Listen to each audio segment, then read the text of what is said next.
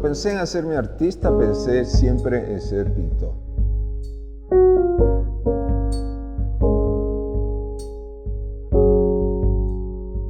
Soy Pablo Barriga y nací aquí en Quito el año 1949 y luego de haberme graduado de bachiller en el Colegio Mejía, tuve unos 2 o 3 años de indecisión sobre qué carrera seguir y terminé en artes, quizás por un sentido de que me gustaba el dibujo, me gustaba ver pinturas, había leído y entonces entré a la Facultad de Artes, pero no hice una carrera muy seguida, entraba un año, salía otro, trabajaba.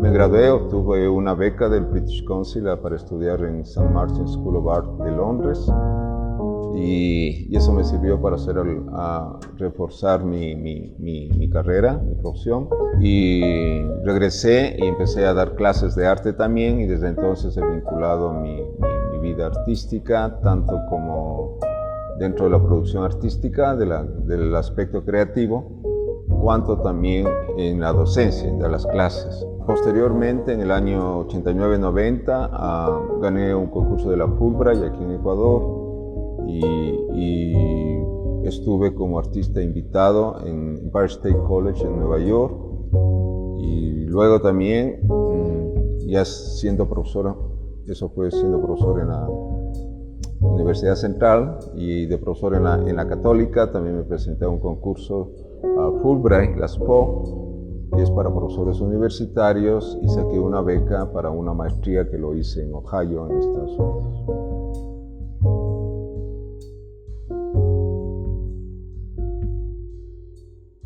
Tuve en distintas fases de pintor, llamemos una fase de aproximación de cierta temática popular. En un momento me interesaron las fiestas populares, siempre me ha interesado el arte popular ecuatoriano. Y me gustaba el colorido, la manera de presentar las cosas, etcétera. Quizás esos contrastes, esas armonías cromáticas siempre un poco fuertes que se ven en el arte popular, en el arte folclórico. Y en el proceso de ir pintando, fui como decantando las formas y no tanto estilizándola, una pintura figurativa, cuanto más bien tratando de deconstruirla y buscando elementos como, digamos, elementos abstractos. Me costó a un comienzo, hice una etapa de transición donde la abstracción venía de ciertas temáticas, es decir, de pronto podía ver el interior de un lugar y en base a ese interior de un lugar desarrollaba una propuesta abstracta. Hasta que llegó un punto en que la abstracción se hizo totalmente muy pura, en el sentido en que prácticamente arreglaba un poco de colores, manchaba la tela o la madera y dependiendo cómo las formas estaban o los colores estaban, seguía trabajando.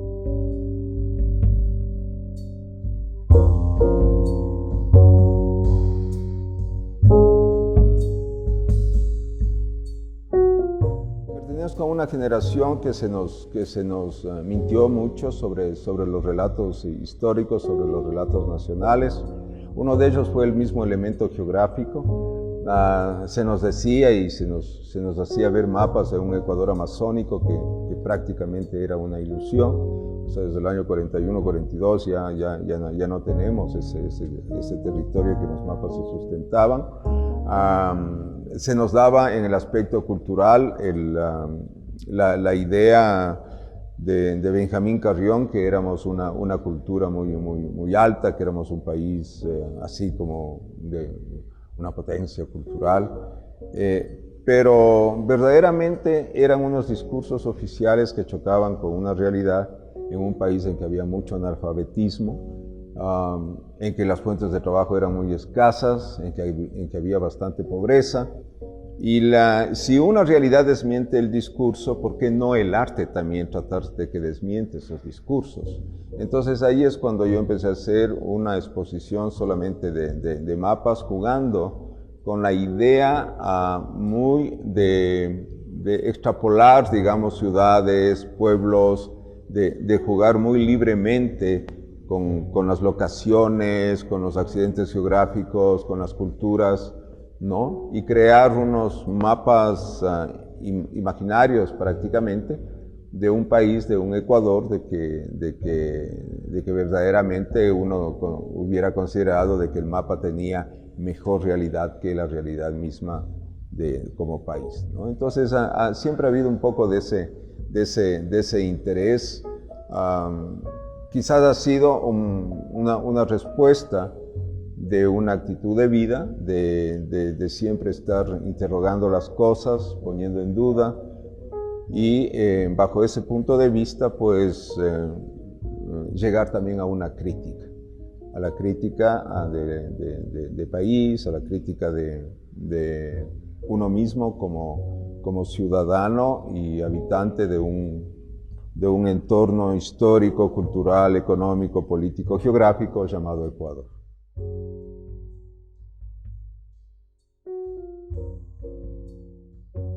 Busqué, digamos, cuestionar el papel del arte en nuestra sociedad, porque para la década en que yo empecé a pintar, la década de los 80, por ejemplo, cuando yo empecé a hacer exposiciones y todo, las obras que eran bien recibidas tenían un matiz un tanto comercial. Había mercado de arte en Quito en aquel entonces, y las obras que se vendían o bien venían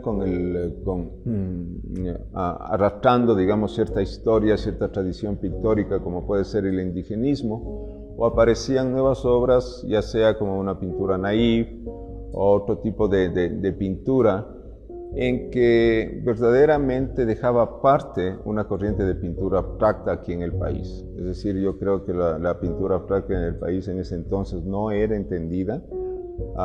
Quizás el abstraccionismo geométrico se podía haber visto. Araceli Gilbert ya era aceptada, y puede ser que esa necesidad del artista que quisiera decir al público de que también lo otro que está haciendo es arte, hizo de que uno buscara otros medios de cuestionar el público del arte y también la apreciación crítica sobre lo que uno hacía. Entonces de ahí la mejor forma que yo encontré fue hacer ciertas acciones artísticas, como una de esas que fue un homenaje a Van Gogh, en que yo aproveché esa coyuntura de que Van Gogh pues un cuadro de Van Gogh fue vendido en un precio bastante alto, exorbitante, y esa idea de dejar el arte con un valor comercial, pues hizo que invierta yo el sentido de la subasta y más bien ponga a consideración subastar obras que tenían una exposición en ese entonces en la Galería Pomaire al menor postor.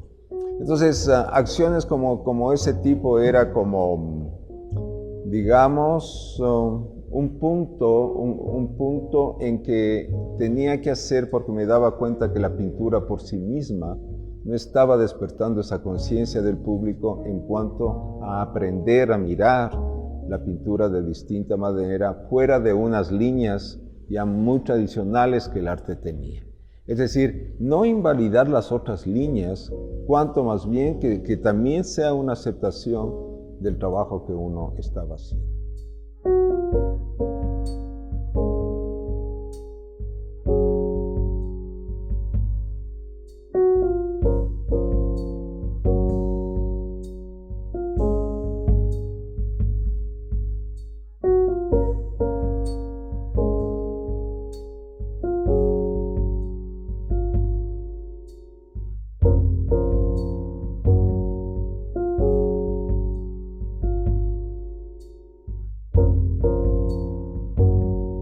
Esa manera de trabajar con los libros, que son los últimos 4 años, creo 4 o 5 años, en que también, para sorpresa mía, descubrí esas posibilidades en esta forma artística que en muchas partes del mundo ya es dado, es decir, el libro de artista eso se conoce desde las propias vanguardias mismo. Se han ideado libros fantásticos desde la época de los futuristas, los dadaístas, los surrealistas y todo lo demás. Y en la década del 60, del 70, con la influencia del lenguaje, con lo conceptual, hay mucho de eso. Entonces, el libro como opción, como objeto artístico, y también ha servido para que muchos de los libros que están en la biblioteca tengan otro tipo de utilidad.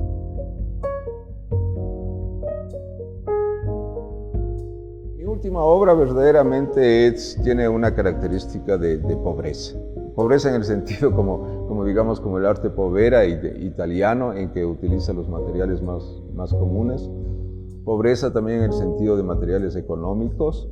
Entonces respondo básicamente con lo que tengo a la mano. Y trabajo en casa, paso mucho tiempo en casa, ya son 4 años creo, o 5 años que estoy retirado de ser profesor. Y entonces mi relación es con mi mundo familiar, con mi mundo cotidiano. Y cuando pienso hacer algo, pues he hecho lo que se dice vulgarmente, he hecho mano de lo que está más cerca a mí.